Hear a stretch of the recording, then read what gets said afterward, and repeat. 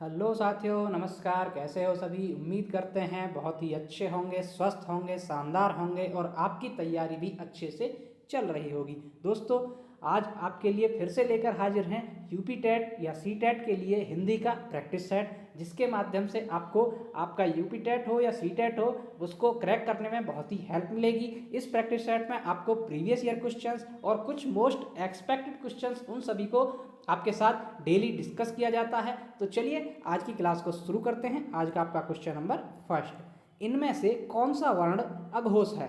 Option a day, B झ, सी च या डी जय।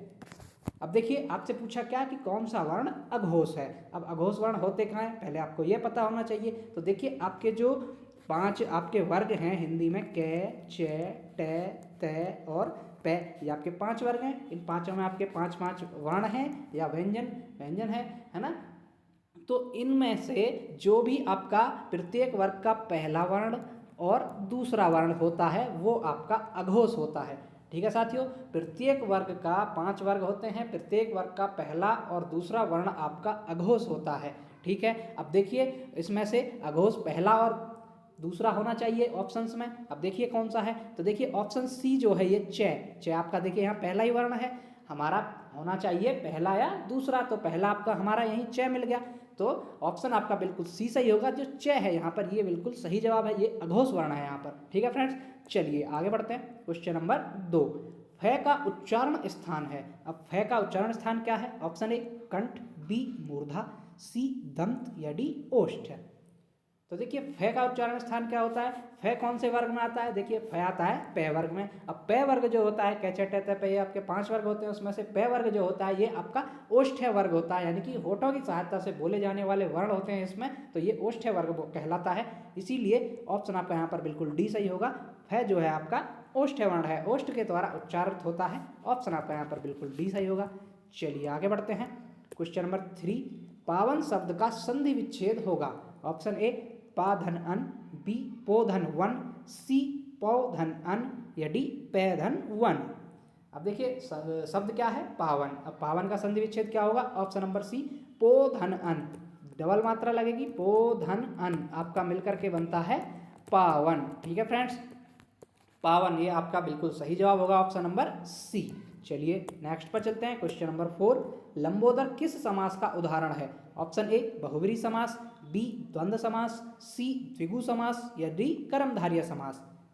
तो देखिए लंबोदर जो होता है ये आपका किसी तीसरे का अर्थ देता है। भाई लंबोदर श्री गणेश जी को कहते हैं, है ना। तो किसी तीसरे की ओर इशारा करता है। जो शब्द किसी तीसरे का अर्थ देता है, किसी तीसरे वस्तु व्यक्ति की ओर इशारा करता है, तो वहाँ कौन सा समास होता है? वहाँ होता है आपका बहुव्रीहि समास। तो इसमें लंबोदर जो शब्द है इसमें आपका बहुव्रीहि समास होगा। ऑप्शन आपका ए बिल्कुल सही हो जाएगा।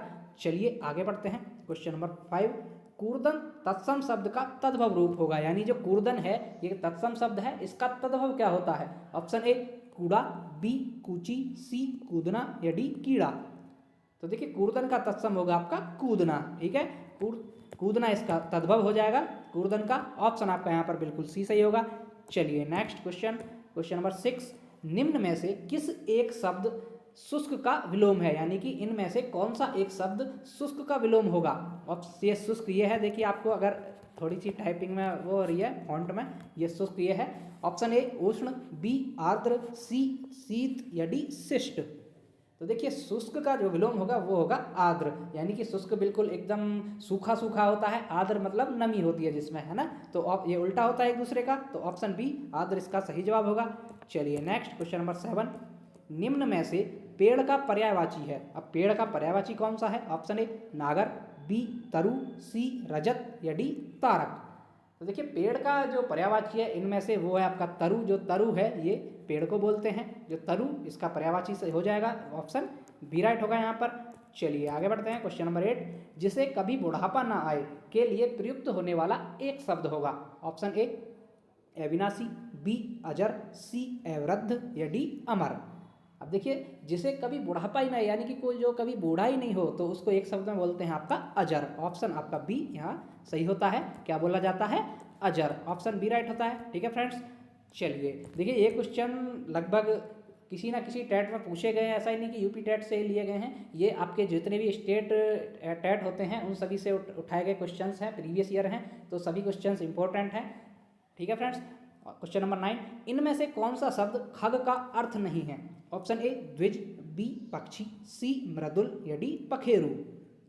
अब देखिए आपसे खग का अर्थ पूछा है कि इसमें से कौन सा नहीं होता है, 3 होते हैं, एक नहीं होता है। तो देखिए द्विज जो होता है ये खग का बिल्कुल सही होता है, पक्षी भी होता है और पखेरु भी होता है, लेकिन जो मृदुल है ये मृदुल खग का अर्थ नहीं देता है, इसीलिए ऑप्शन हमारा बिल्कुल सी सही होगा यहाँ पर। चलिए नेक्स्ट क्वेश्चन नंबर 10, इनमें से कौन सा शब्द उच्च का समानार्थी नहीं है? ऑप्शन ए टीला, बी श्रेष्ठ, सी बड़ा या डी उठा हुआ।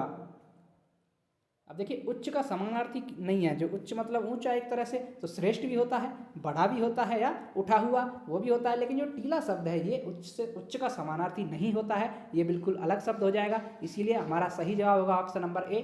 अगला क्वेश्चन, क्वेश्चन नंबर 11, आँख की किरकिरी होना मुहावरे का अर्थ है। आँख की किरकिरी होना इसका अर्थ क्या होगा? ऑप्शन ए अप्रिय लगना, बी धोखा देना, सी बहुत प्रिय लगना या डी बहुत प्रिय होना। तो देखिए आँख की किरकिरी होने का मुहावरे का अर्थ होगा वो होगा आपका अप्रिय लगना। क्या होगा भाई? अप्रिय लगना, किसी उसको पसंद नहीं आना, उसको बिल्कुल भी पसंद नहीं आता, आँख की किरकिरी होना अप्रिय लगना। ऑप्शन आपका बिल्कुल ए सही होगा। चलिए नेक्स्ट पर चलते हैं, क्वेश्चन नंबर 12, उल्टी गंगा बहाना मुहावरे का सही अर्थ है। ऑप्शन ए गंगा के साथ बहना, बी गंगा के विपरीत दिशा में जाना, सी विपरीत काम करना या डी अनुकूल काम करना।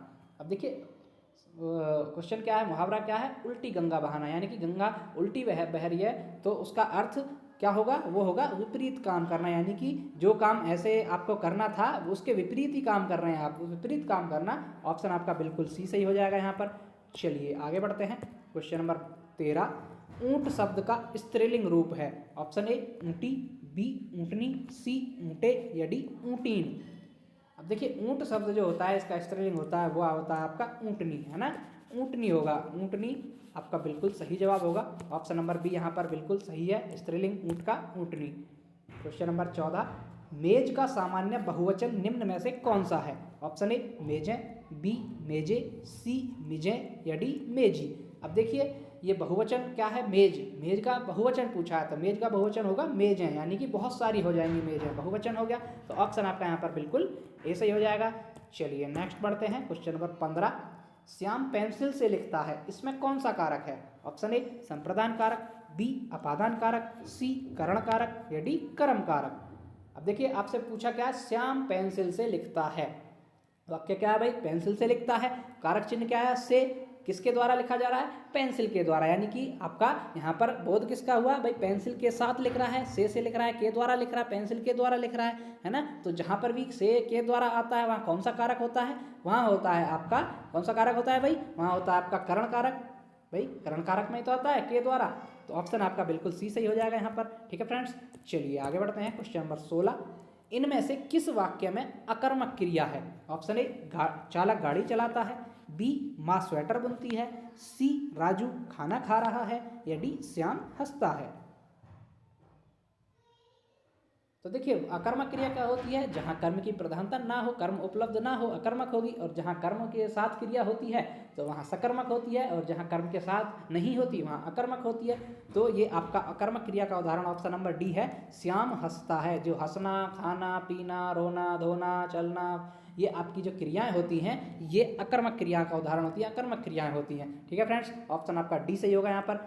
चलिए आगे बढ़ते हैं, क्वेश्चन नंबर 17, राम गया, इस वाक्य में कौन सा काल है? ऑप्शन ए सामान्य भूतकाल, बी आसन्न भूतकाल, सी पूर्ण भूतकाल या डी अपूर्ण भूत। राम गया, इस वाक्य में कौन सा काल होगा? देखिए इसमें क्या होगा? असामान्य भूतकाल, यानी कि वो बिल्कुल सामान्य है, राम गया है ना, सामान्य भूतकाल होगा। ऑप्शन आपका बिल्कुल ए सही होगा। चलिए नेक्स्ट, क्वेश्चन नंबर 18, अभिमान शब्द में कौन सा उपसर्ग है? ऑप्शन ए मान, बी ए, सी अभी या डी अब। अब देखिए अभिमान शब्द में उपसर्ग क्या होगा? वो होगा अभी। उपसर्ग क्या है आपका? अभी प्लस मान, मान आपका मूल शब्द है, अभिमान मिलकर के अभिमान बनता है। ऑप्शन आपका बिल्कुल सी सही है। चलिए नेक्स्ट, क्वेश्चन नंबर 19, खिलौना शब्द में मूल शब्द है। ऑप्शन ए खिल, बी खेल, सी होना या डी ना। अब खिलौना शब्द में मूल शब्द क्या है, देखिए इसमें मूल शब्द है आपका ऑप्शन नंबर बी खेल। जो खेल शब्द है ये आपका मूल शब्द है और इसमें प्रत्यय ओना है, तो खेल प्लस ओना मिलकर के आपका खिलौना बन जाता है। हमसे मूल शब्द पूछा था तो वो है आपका खेल, ऑप्शन बी सही है। चलिए नेक्स्ट क्वेश्चन नंबर 20, पूर्वी हिंदी क्षेत्र में कौन सी बोली नहीं बोली जाती है? Option A Awadhi, B Chhattisgarhi, C Jaipuri या डी बघेली। अब देखिए पूर्वी हिंदी में कौन सी बोली बोली जाती है, आपसे नहीं पूछा है तो मैं पहले बता देता हूँ कौन कौन सी बोली जाती है। इसकी ट्रिक है ABC से याद रखिए आप। इसकी पूर्वी हिंदी की बोलियां हैं ABC मतलब अवधी, बघेली और छत्तीसगढ़ी। ए से अवधी, भाई ए से अवधी आ जाएगी, बी से बघेली आ जाएगी और सी से छत्तीसगढ़ी आ जाएगी। ठीक है, छत्तीसगढ़ी। ठीक है फ्रेंड्स, ABC अवधी, बघेली और छत्तीसगढ़ी ये पूर्वी हिंदी की बोलियां होती हैं, जबकि जयपुरी जो है ये आपकी पूर्वी हिंदी में नहीं आती। पूर्वी हिंदी की 3 बोलियां हैं ABC, अवधी, बघेली और छत्तीसगढ़ी, इसलिए हमसे नहीं पूछा था तो हमारा ऑप्शन बिल्कुल यहाँ पर सी सही होगा। ठीक है फ्रेंड्स, तो ये थी हमारी आज की क्लास। आपको क्लास कैसी लगी कमेंट करके जरूर बताएं। जो भी साथी चैनल पर पहली बार हैं कृपया चैनल को सब्सक्राइब कर लें ताकि ऐसी ही इन्फॉर्मेटिव क्लासेस और वीडियोज आपको डेली मिलती रहें। तो चलिए मिलते हैं नेक्स्ट वीडियो में, तब तक के लिए धन्यवाद।